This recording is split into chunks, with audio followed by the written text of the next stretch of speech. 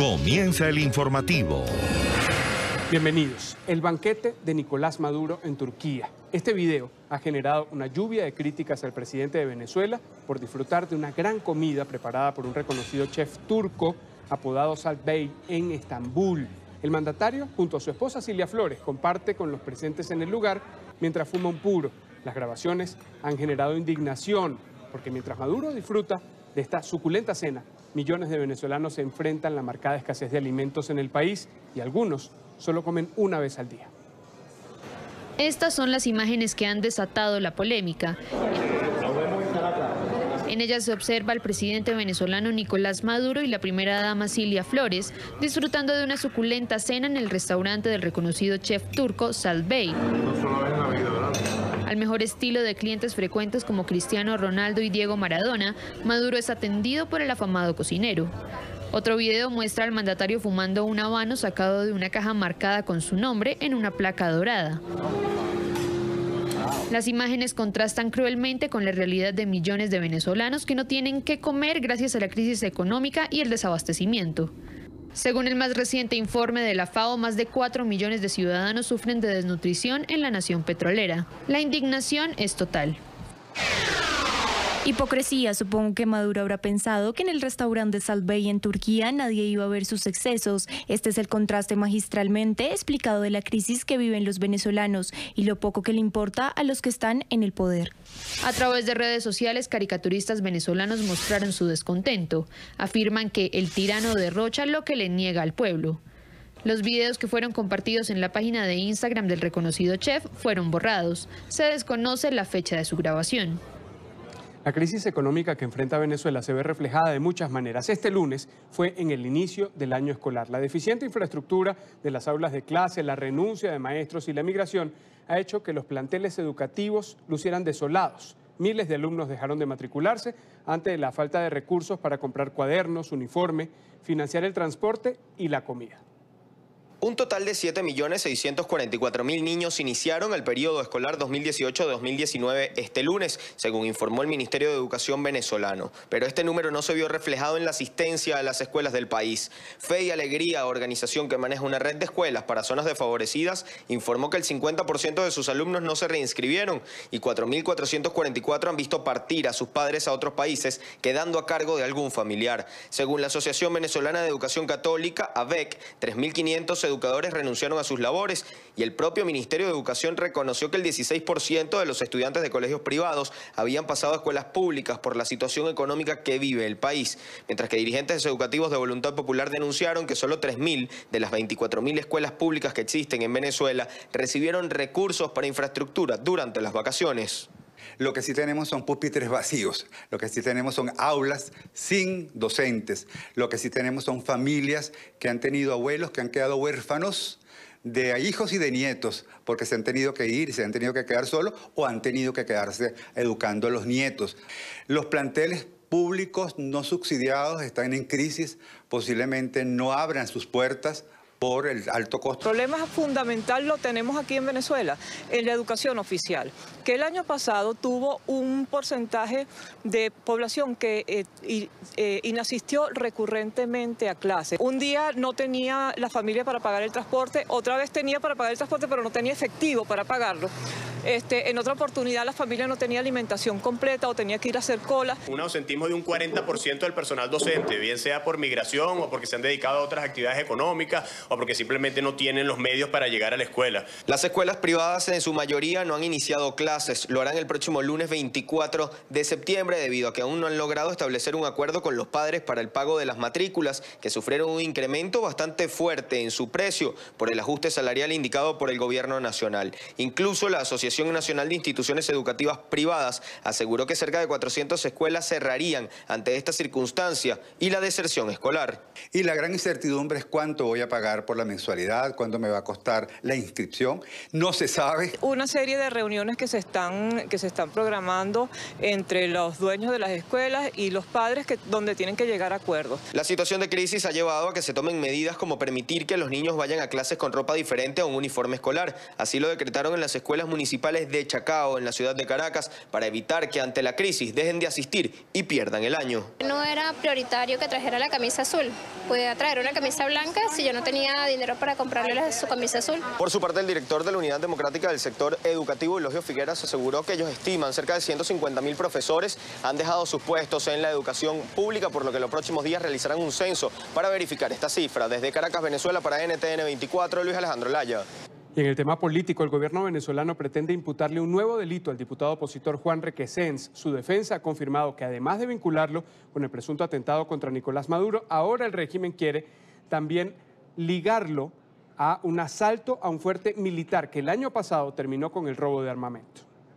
El abogado Joel García señaló que tras 41 días de secuestro, las autoridades venezolanas no han podido demostrar ninguno de los delitos que se le imputan al diputado Juan Requesens. Lo que le podemos decir que a la Fiscalía le va a ser bastante difícil cómo poder demostrar esos 7 delitos, por cuanto hasta ahora el Ministerio Público no ha logrado obtener absolutamente nada. También es de señalar que la causa está buscando ser vinculado al asalto al cuartel o al fuerte Paramacay. Eso es lo nuevo que se está vinculando, se está relacionando este caso con el asalto al fuerte Paramacay. Juan Guillermo Requesens, padre del parlamentario Juan Requesens, considera que la lucha es hasta lograr la libertad y que nunca podrán quebrar a la familia. Juan es inocente, no nos quebramos, no nos rendimos, seguimos adelante porque no solamente es Juan, es los restos de los presos políticos y la libertad de Venezuela, la Venezuela mejor que él quiere. De manera que como familia aquí nos mantenemos incólumes, seguimos adelante y aquí no nos vamos a doblegar.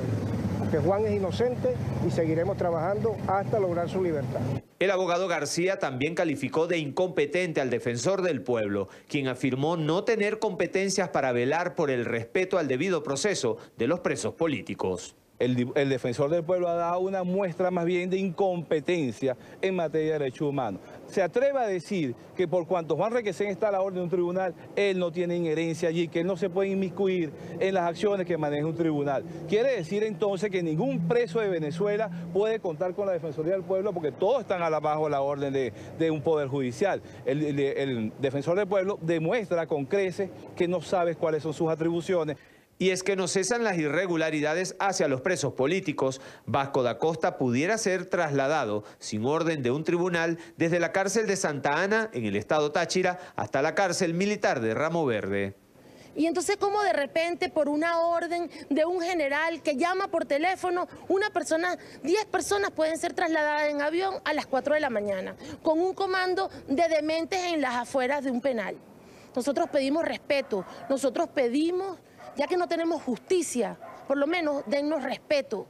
Nuestros familiares son personas, nosotros somos personas civilizadas y estamos viviendo en medio de una barbarie que hace lo que quiere, donde quiere y porque quiere. Familiares de los presos políticos exhortan al defensor del pueblo a que haga cumplir la Constitución. Lo señalan de formar parte del partido de gobierno. En Caracas, soy Oliver Fernández, NTN 24. La Cancillería colombiana ha presentado una nota formal de protesta a Venezuela por la incursión militar en el departamento fronterizo de Vichada, denunciada la semana pasada. En un comunicado, la administración de Iván Duque confirmó estos hechos en los que integrantes de la Guardia Nacional Bolivariana ingresaron a territorio colombiano el 13 de septiembre y detuvieron a 3 ciudadanos. En el texto, el Ministerio de Relaciones Exteriores rechazó la incursión y denunció que estas operaciones militares se han convertido en una constante. Hasta el momento, el régimen de Nicolás Maduro ha guardado silencio ante los reclamos.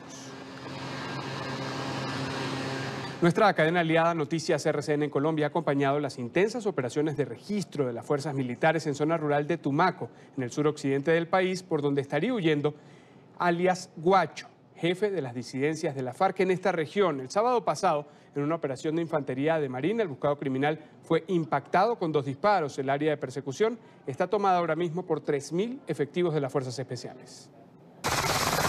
La operación Candado tiene como sede principal la base de la Fuerza de Tarea Hércules en Tumaco. Un constante movimiento de helicópteros Black Hawk de la aviación del ejército con el apoyo de la arpía de la Fuerza Aérea para el traslado de más de 3.000 hombres para infiltrarlos en la selva. Uniformados con modernos equipos de detección de calor y armas con miras telescópicas para hacer un cerrojo a los posibles movimientos del grupo que custodia a alias Guacho. Estamos operando con aeronaves de ataque, aeronaves de inteligencia, inclusive aeronaves no tripuladas. Hasta esta casa donde se escondía alias Guacho llegaron los hombres de las fuerzas especiales, donde quedó gravemente herido.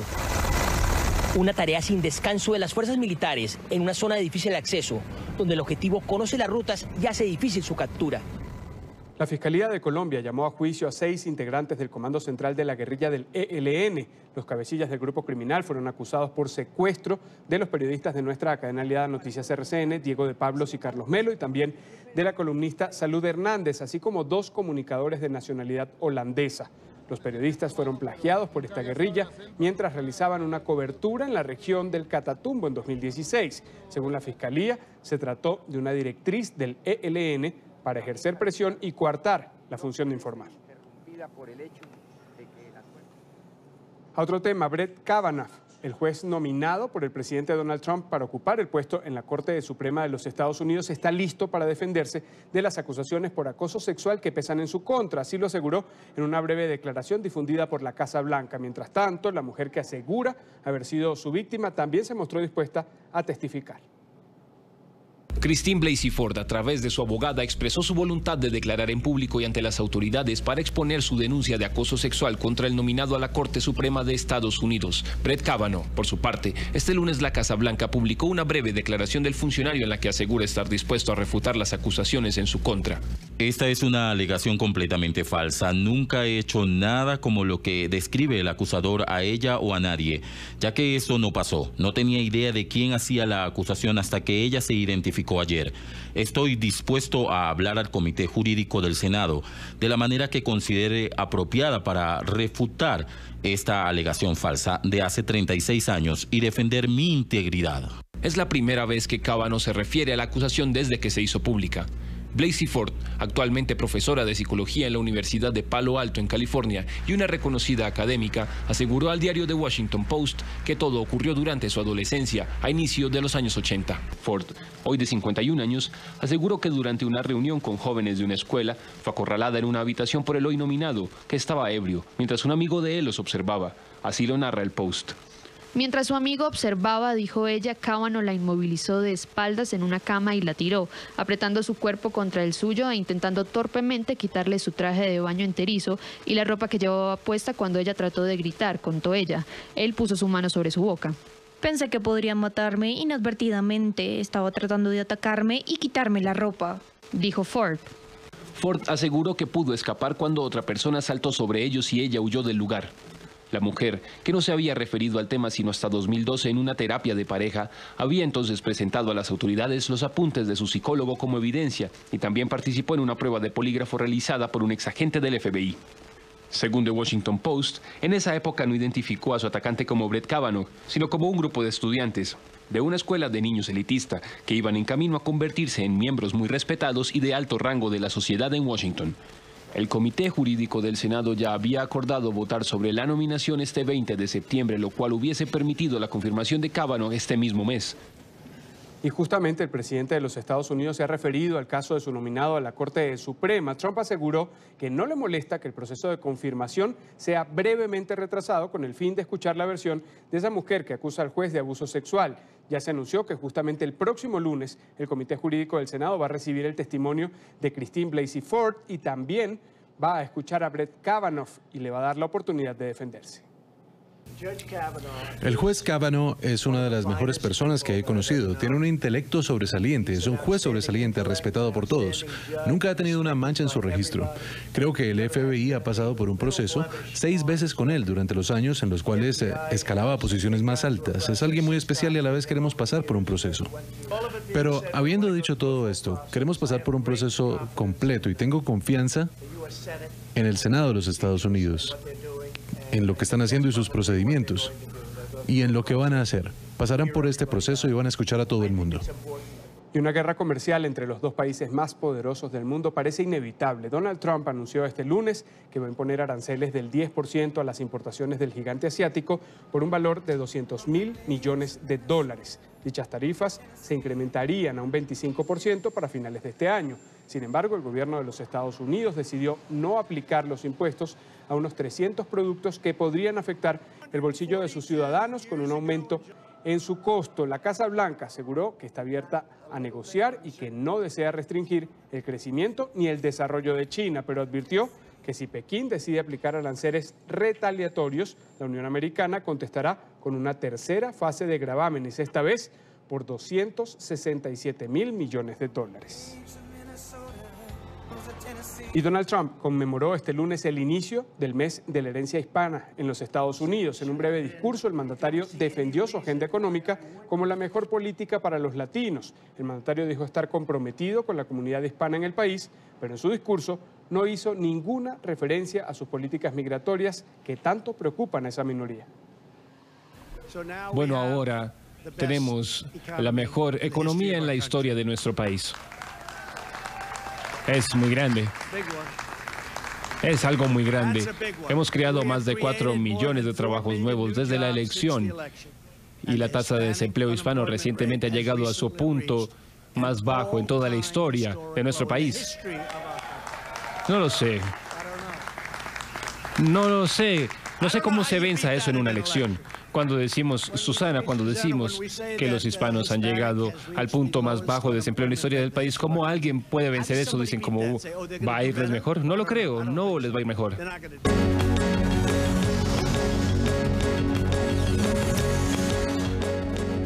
Continúa la preocupación en Carolina del Norte y del Sur por el fenómeno climático Florence, que ya deja alrededor de 31 personas muertas, según reporta la prensa local. El Centro Nacional de Huracanes informó que Florence se ha convertido ahora en ciclón posttropical, pero que continúa causando estragos con grandes inundaciones. El presidente Donald Trump ha declarado el estado de emergencia nacional. Estado de emergencia y varios fallecidos deja Florence en Carolina del Norte y del Sur. En las últimas horas, el fenómeno climático pasó de ser depresión tropical a ciclón posttropical, según informó el Centro Nacional de Huracanes. Aunque esto significa una degradación, los meteorólogos advierten que Florence permanece en las Carolinas con fuertes vientos, intensas lluvias y grandes inundaciones. Además, está previsto que se fortalezca entre este martes y miércoles mientras hace la transición a ciclón extratropical, según el Centro Meteorológico con sede en Miami. El sistema está localizado al suroccidente de Morgantown, West Virginia, con vientos sostenidos de 35 kilómetros por hora. El gobernador de Carolina del Norte, Roy Cooper, aseguró que lo peor aún está por venir. Esta es una tormenta épica que todavía sigue porque los ríos están creciendo en ciertas partes de nuestro estado. Algunas áreas no han visto lo peor todavía, entonces es un desastre monumental para nuestro estado que afecta a muchos de nuestros condados, a muchas de nuestras personas. Vamos a estar pasando por la situación y hacer un asesoramiento aquí durante las semanas y meses para cuantificar la magnitud, pero ya tenemos a 17 personas que han muerto. Esperemos que no haya más, esperemos que no haya otra pérdida de vida, pero ya sabemos que estos ríos están fuera de control. Más vidas pueden perderse. Todos vamos a trabajar muy duro. La situación deja aislada a la ciudad de Wilmington con cerca de 120,000 habitantes debido a que las carreteras están completamente inundadas. Probablemente sacamos 15,000 galones de agua. Ya hemos bombeado 7,000 galones, así que estamos tratando de secarlo para que se pueda abrir y hacer que todo se arregle. En medio de este panorama, el presidente Donald Trump declaró el estado de emergencia también en Carolina del Sur. La medida permite que se destinen fondos federales para la atención del desastre. Está previsto que Florence cause más daños mientras avanza hacia Virginia y Ohio, según indicó la Agencia Federal para el Manejo de Emergencias, FEMA. New Bern, en Carolina del Norte, fue una de esas ciudades que vivió la destrucción y la devastación que dejó a su paso Florence. Esta zona sufrió fuertes inundaciones, casas destruidas, árboles caídos y cortes en el servicio de energía eléctrica. Fue el saldo que dejó este fenómeno natural. Ahora los residentes tienen un largo camino que recorrer para la reconstrucción. Un equipo periodístico de NTN 24 llegó a esa ciudad. Emiliana Molina nos envió este informe. La pérdida de vida, destrucción, inundaciones y árboles caídos son las secuelas tras el paso del huracán Florence en Carolina del Norte. Horrible, no, es algo que nosotros comentamos y es algo que uno nunca piensa que le va a pasar a uno, ¿sí? Durante horas, los residentes de la ciudad de New Bern sintieron vientos huracanados y presenciaron el nivel de agua aumentar con cada gota. ¿Ves la pintura? ¿Puedes ver la pintura? Llegó hasta esta altura. hasta aquí. Entonces usted tuvo agua en su casa, ¿puede mostrarnos? Pero lo que ocurrió fue el oleaje. No fue la inundación, fue como una gran ola, la que llegó aquí muy rápidamente. Exhaustos, miles de residentes comienzan las labores de reparación. Estamos continuando con las labores de limpieza después de la primera limpieza. El agua estaba tan alta que apenas pudimos entrar. Estamos sacando todo el barro. Decenas de viviendas en la costa recibieron órdenes de evacuación, pues los ríos desbordados causaron inundaciones de más de 1 metro. Muchos optaron por no obedecer y afrontar las consecuencias. Fue realmente aterrador. Yo me levanté a las 3:30 de la mañana y parecía que el océano estuviera en las calles. Todo lo que se veía era agua. La fuerza del agua arrasó con estructuras de ladrillo, empujando yates contra viviendas, vehículos en las carreteras y arrastrando objetos por su paso. Ahora pues lo único que queda es reconstruirla. Se inundó, todas las cosas adentro están desbaratadas. Hay que sacar todo, las casas rápido, adquieren hongo aquí en esta área que es muy húmedo. Y hay que sacar todo y volver a empezar. Eso es lo que hay que volver a hacer. Estas familias tardarán meses en reconstruir su hogar. Tendrán que guardar miles de recuerdos en su memoria, pues hasta álbumes familiares volaron en medio del desastre natural. Yo no pensé que iba a ser así de grave, porque reducían cada vez la velocidad, pero no tomé en cuenta el oleaje, porque llegó aquí como una categoría 1. Pero creó estas olas inmensas y eso fue lo que generó el daño. Hubo personas a las cuales incluso se le cayeron las puertas. Estos hispanos vivieron de primera mano el huracán, sufrieron daños en sus propias casas, pero una vez pasó el ciclón estaban en la calle trabajando para reconstruir su ciudad. Y pues también somos uno de los afectados, pero así como fuimos afectados nosotros, hay otra gente que necesita también ayuda, entonces hay que estar yendo y arreglando lo de nosotros, arreglando lo de las otras personas y con gusto.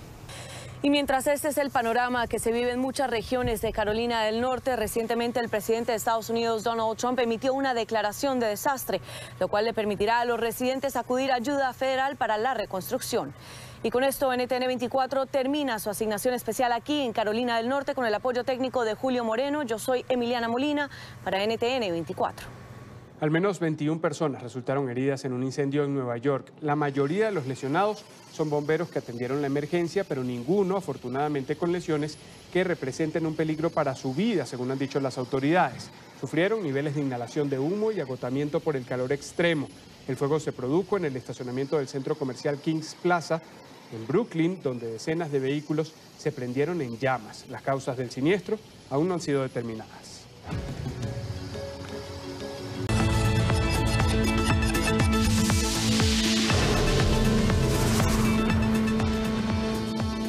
Nuevo revés judicial para la expresidenta de Argentina, Cristina Fernández. Un juez federal ordenó este lunes su procesamiento y prisión preventiva en el marco del conocido caso de los cuadernos de las coimas. Claudio Bonadío señala a la actual senadora de liderar una trama de corrupción que recibía sobornos de empresarios a cambio de contratos en obra pública. La orden de captura no se podrá ejecutar de inmediato, pues Fernández, en su posición de senadora, goza de inmunidad parlamentaria.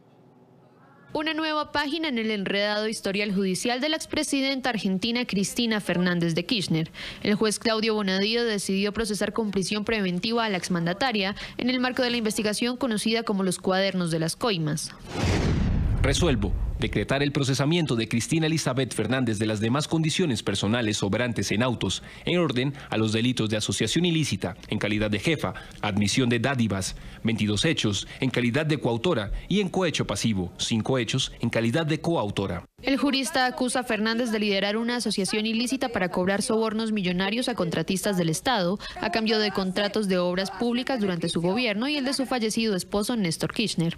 La decisión de Bonadío se conoce 3 semanas después de que se hicieran efectivos los allanamientos en 3 propiedades de Fernández, su apartamento en el barrio Recoleta de Buenos Aires y sus casas de Río Gallegos y El Calafate en la provincia de Santa Cruz. Los operativos tenían el objetivo de recabar pruebas en medio del escándalo de corrupción.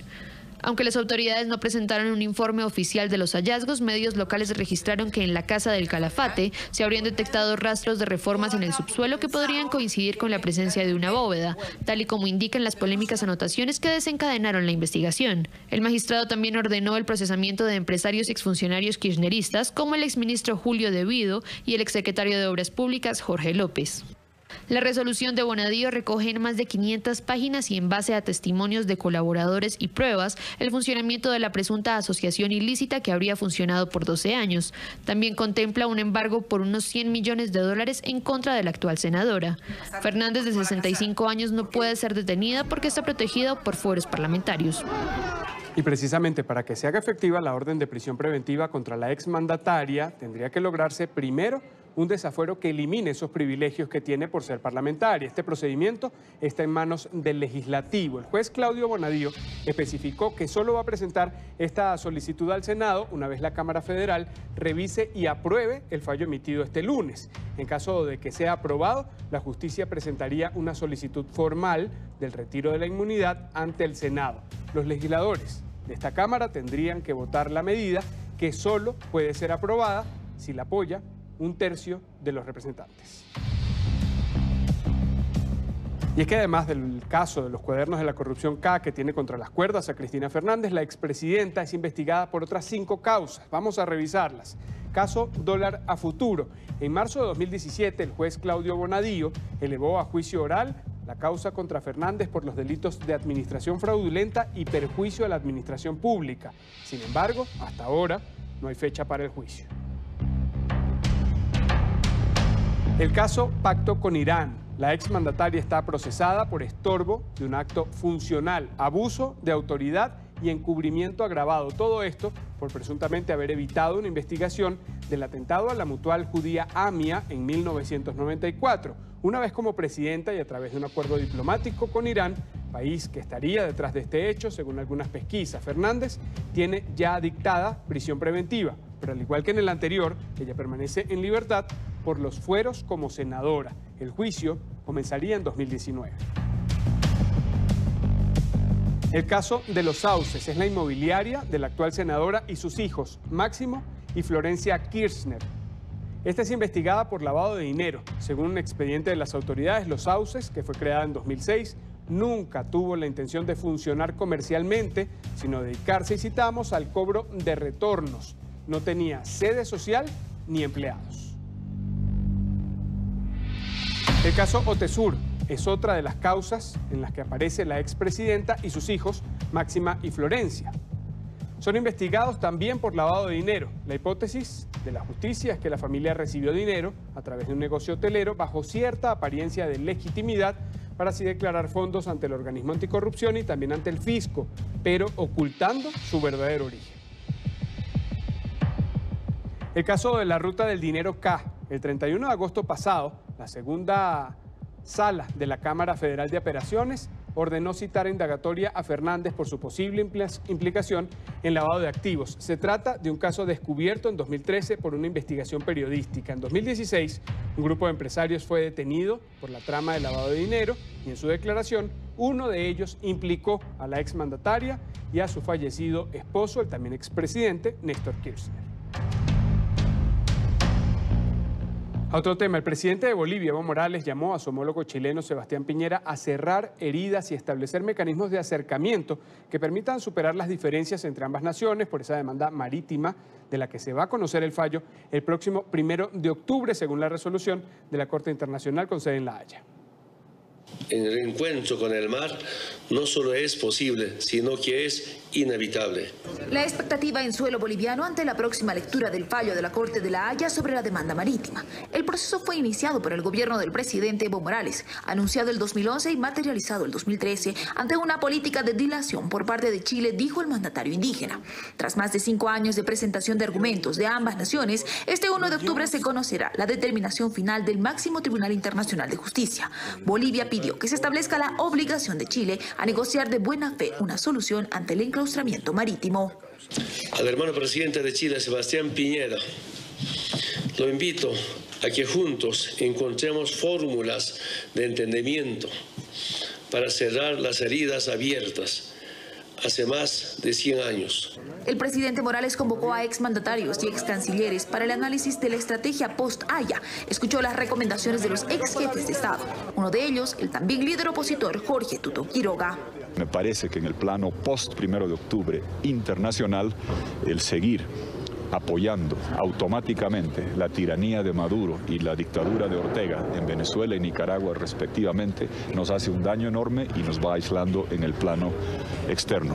Para opositores, aunque unidos a oficialistas en la causa marítima, fue imposible dejar de lado las demandas de respeto al referéndum que dijo no a la repostulación de Morales.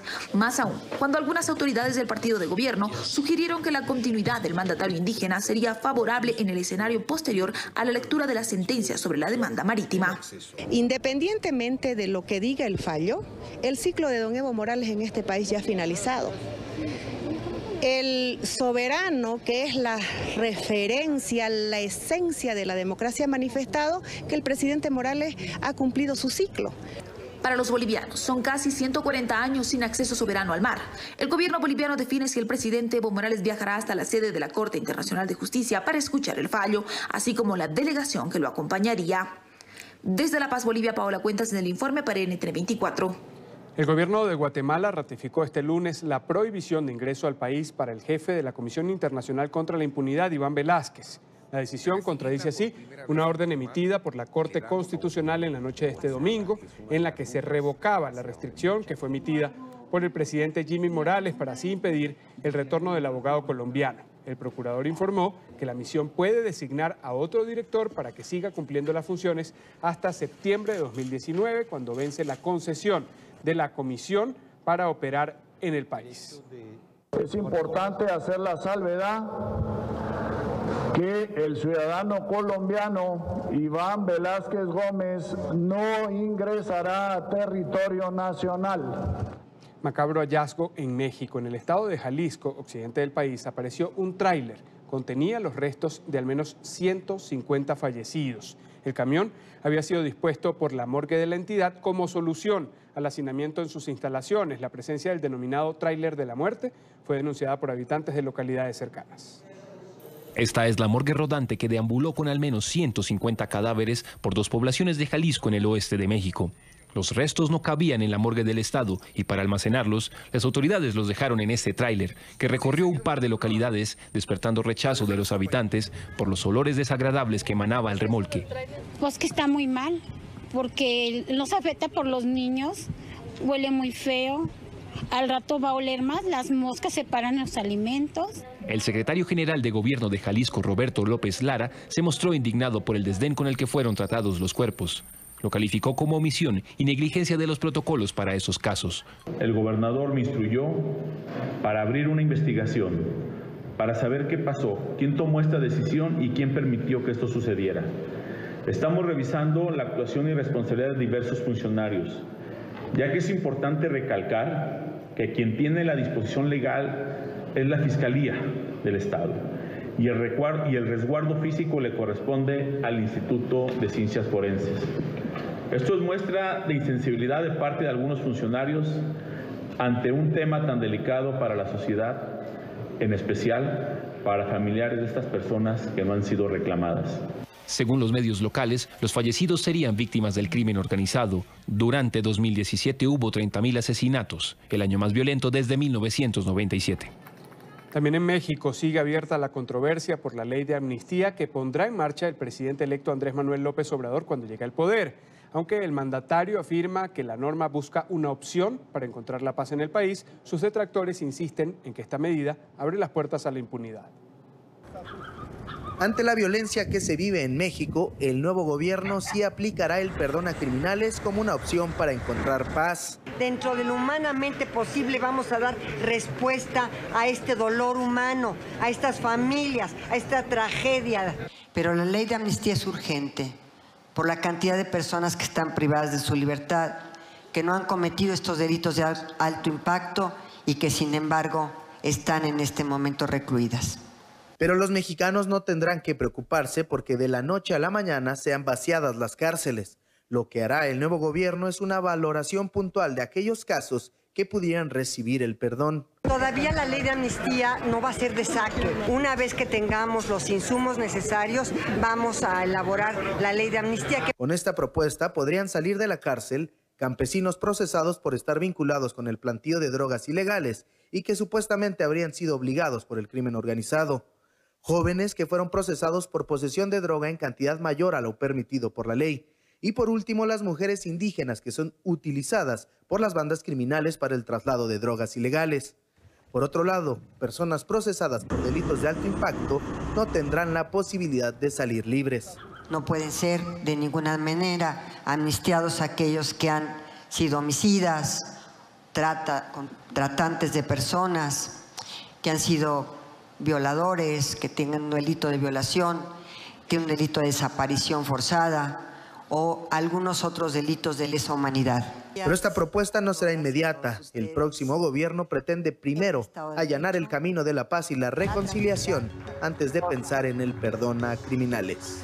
Desde México para NTN 24, Julio César Sánchez.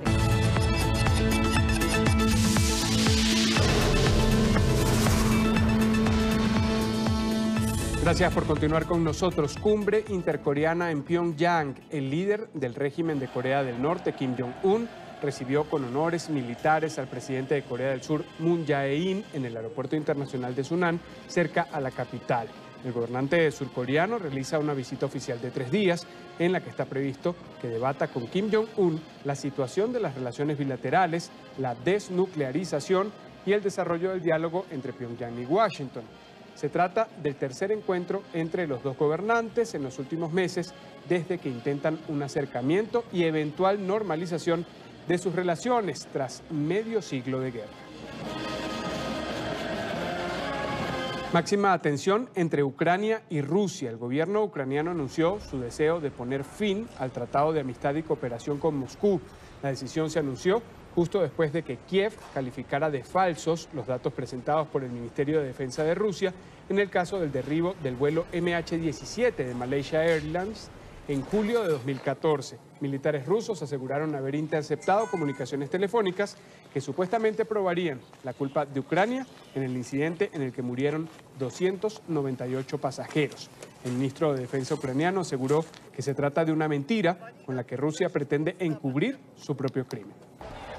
El Ministerio de Defensa ruso ha producido otro reporte falso relacionado con el presunto involucramiento de Ucrania en la tragedia del Boeing malasio. Si mal no recuerdo, esta es la 9ª o 10ª versión con la que los militares y los políticos rusos han tratado de engañar a la comunidad global con el fin de esconder su implicación en este horrible crimen. Carrera contrarreloj por salvar vidas en Filipinas. Los esfuerzos de las autoridades se centran en tratar de rescatar a decenas de personas que quedaron atrapadas en una mina, sepultadas por el lodo tras el paso del tifón Mangkhut por el norte del país. Se estima que al menos 35 personas han muerto ya dentro del socavón y que hay al menos otras 40 que siguen atrapadas. Sin embargo, vecinos del lugar afirman que la cifra de fallecidos podría superar el centenar. Como consecuencia de este fatal suceso, el secretario de Medio Ambiente anunció la prohibición de las actividades mineras ilegales. Al mismo tiempo, el presidente de Filipinas, Rodrigo Duterte, repitió su llamado a que sean cerradas todas las minas del país. Estoy afligido por mi país. Los miembros de mi gabinete, los militares y la policía saben lo que siento con respecto a esto, porque comparto la opinión de mis conciudadanos. Si por mí fuera, cerraría todas las minas de Filipinas. Espectáculo de la naturaleza en la isla de La Reunión. Por 4ª vez en el año entró en erupción el volcán Pitón de la Fournaise, atrayendo a decenas de espectadores que llegaron hasta el lugar para ser testigos de los ríos de lava fluyendo en la superficie del coloso.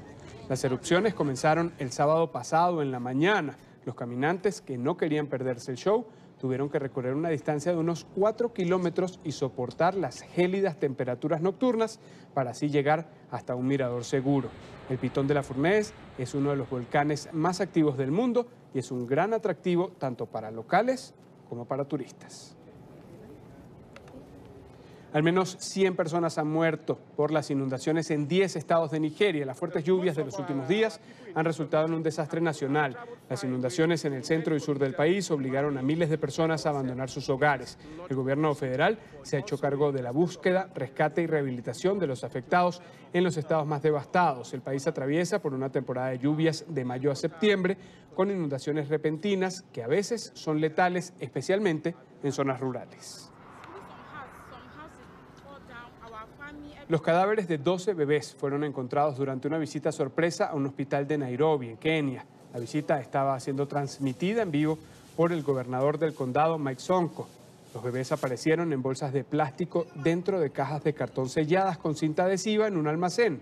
El hospital, uno de los más antiguos de Nairobi, está en el centro de la polémica por las repetidas denuncias de robo y maltrato a las madres y los gestantes.